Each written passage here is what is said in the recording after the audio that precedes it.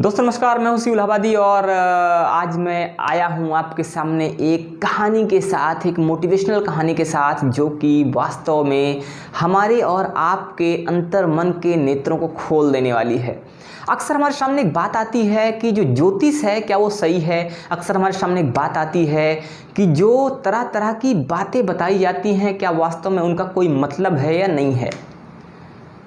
जो कर्म की बात की जाती है क्या वास्तव में कर्म का सिद्धांत लागू होता है नहीं होता है।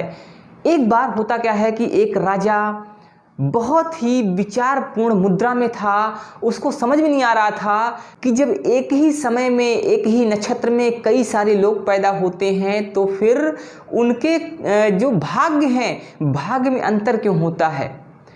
जब मेरा जन्म किसी नक्षत्र में हुआ तो उसी नक्षत्र में तो बहुत सारे लोगों का जन्म हुआ, लेकिन मैं राजा हूं और बाकी जो लोग हैं कुछ भूखों मर रहे हैं, कुछ किसानी कर रहे हैं और कुछ कोई और कार्य कर रहे हैं। हो सकता है कुछ ऐसे हों जो जेल की सलाखों के पीछे हों। आखिर क्यों है इतना अंतर। अगर यहाँ पर ज्योतिष सही है तो ज्योतिष के सही होने पर ये एक ही नक्षत्र में पैदा होने वाले लोग, एक ही घड़ी में पैदा होने वाले लोग, एक ही समय में पैदा होने वाले लोग ये अलग अलग तरह के जीवन क्यों जी रहे हैं।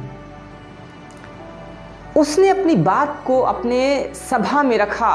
अपनी सभा में उसने कहा कि हे मेरी सभा के विद्वान जनों, आप बताओ कि अगर यहाँ ज्योतिष सही है तो फिर ऐसा क्यों हो रहा है कि जिस नक्षत्र में मैं पैदा हुआ हूँ, जिस घड़ी में मैं पैदा हुआ हूँ, उसी घड़ी में पैदा होने वाले और सारे लोग कुछ और काम कर रहे हैं। मैं राजा हो गया और बाकी लोग कोई और जीवन जी रहे हैं। कोई भिखारी का जीवन जी रहा है और कोई सलाखों के पीछे जी रहा है। क्यों ऐसा हो रहा है। राजा की बात सुनकर पूरी सभा में सन्नाटा छा गया। लेकिन तभी एक विद्वान वहां पर था, एक बुजुर्ग व्यक्ति था। वो उठ के खड़ा हुआ, उसने कहा कि हे राजन, आपके इस प्रश्न का उत्तर जंगल में एक महात्मा हैं वो दे सकते हैं। राजा को बड़ी उत्सुकता हुई अपने प्रश्न का उत्तर जानने की। राजा ने कहा ठीक है, हम महात्मा के पास चलेंगे। राजा सुबह होते ही महात्मा के पास गए और महात्मा के पास जाकर बोलते हैं कि हे महात्मन, मैं आपके पास आया हूँ, किसी प्रश्न का उत्तर चाहता हूँ। महात्मा को देखा राजा ने, महात्मा अंगारा खा रहे थे, आग के गोले खा रहे थे और ये चीज़ देखकर राजा को आश्चर्य भी हुआ, लेकिन वो कुछ और बोलने की हिम्मत नहीं जुटा पाए। उन्होंने कहा कि हे राजन, मैं आपसे अपने प्रश्न का उत्तर जानने आया हूं। महात्मा ने कहा कि तेरे प्रश्न का उत्तर मेरे पास नहीं है, अभी मैं भूखा हूं, देख नहीं रहा मैं अंगारा खा रहा हूं। तेरे प्रश्न का उत्तर जंगल में एक दूसरे महात्मा हैं वो दे सकते हैं, तू जा और उनसे प्रश्न कर।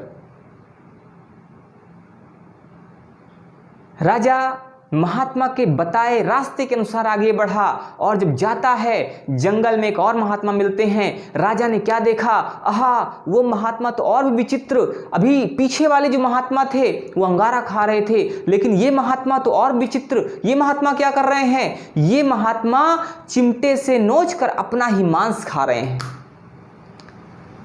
राजा को बात समझ में आई। राजा समझ नहीं पा रहे थे आखिर हो क्या रहा है। राजा ने महात्मा से कहा, हे महात्मन, मैं आपकी शरण में आया हूं, मैं एक प्रश्न का उत्तर जानना चाह रहा हूं, आप मुझे कृपा करके मेरे प्रश्न का उत्तर दीजिए। महात्मा बबूला हो गए। वो बोले कि हे राजन, तेरे प्रश्न का उत्तर मेरे पास नहीं है, आगे जा, आदिवासी क्षेत्र है, उस आदिवासी क्षेत्र में एक बच्चा पैदा होने वाला है, उस बच्चे के पास तेरे प्रश्न का उत्तर है। वो बच्चा ज़्यादा देर तक जीवित नहीं रहेगा, तो उसके पास जा और अपने प्रश्न का उत्तर प्राप्त कर।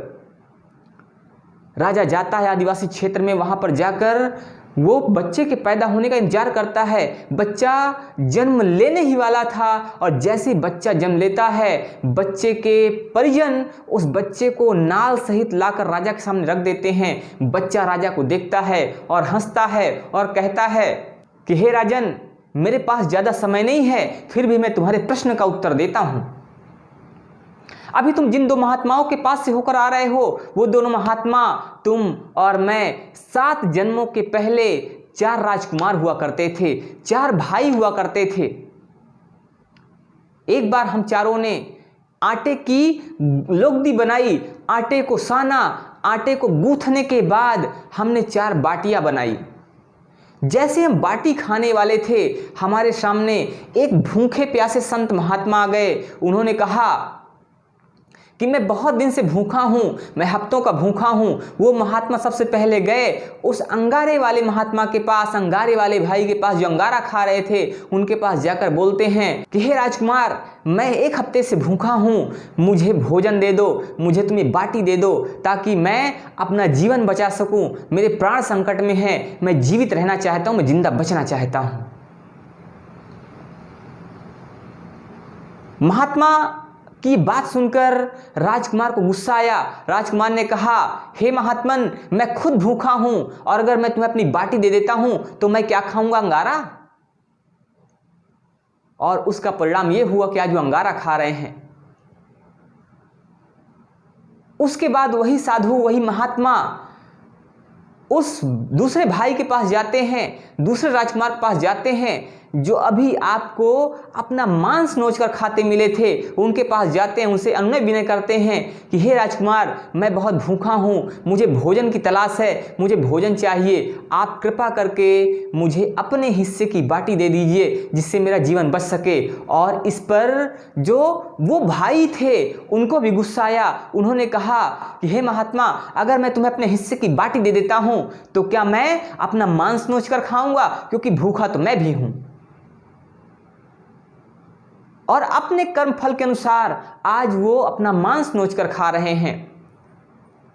उसके बाद वो साधु जो थे वो मेरे पास आए, मैंने भी उन्हें बाटी नहीं दिया और अंत में वो आपके पास जाते हैं और आपके पास जाते हैं और आपसे कहते हैं, आपको दया आ जाती है, आपने अपने हिस्से की आधी बाटी लेकर उनको दे दिया। इस पर महात्मा ने कहा कि हे राजकुमार, आप अपने कर्म फल के अनुसार फल प्राप्त करो, आप खूब फलो फूलो और जीवन में उन्नति प्राप्त करो। तो हे राजन, ये आपने जो देखा ये उसी का परिणाम है। भले ही कुछ व्यक्ति एक ही नक्षत्र में पैदा हुए हों, एक ही समय में पैदा हुए हों, एक ही राशि में पैदा हुए हों, सारी चीज़ें एक ही हों, लेकिन जो उसका प्रारब्ध होता है, उसके जो पूर्व कर्म होते हैं, वो कभी उसको छोड़ते नहीं हैं। वो उसको वैसे ही ढूंढ लेते हैं जैसे बछड़ों के झुंड में गाय अपने बछड़े को ढूंढ लेती है। इसलिए कभी भी इस बात पर हमें विचार ही नहीं करना चाहिए, ये सोचना ही नहीं चाहिए कि कौन किस नक्षत्र में पैदा हुआ है, क्योंकि नक्षत्र कोई भी हो, व्यक्ति कोई भी हो और सारा चीज़ सेम हो, सारी चीज़ें बिल्कुल एक जैसी हों, लेकिन जो उसके पूर्व जन्म के कर्म हैं वो उसको उसी हिसाब से फल देते हैं जैसा उसने कर्म किया हुआ था। इंसान को उसके कर्मों का ही फल मिलता है। जब गलत पासवर्ड से एक मोबाइल नहीं खुलता है तो गलत कर्मों से स्वर्ग के दरवाजे कैसे खुल सकते हैं? आप सोचिए, सोचने वाली बात है, विचार करने वाली बात है। अगर समझ में आ जाए तो आप कमेंट जरूर कीजिएगा। इसी के साथ जय हिंद, जय भारत।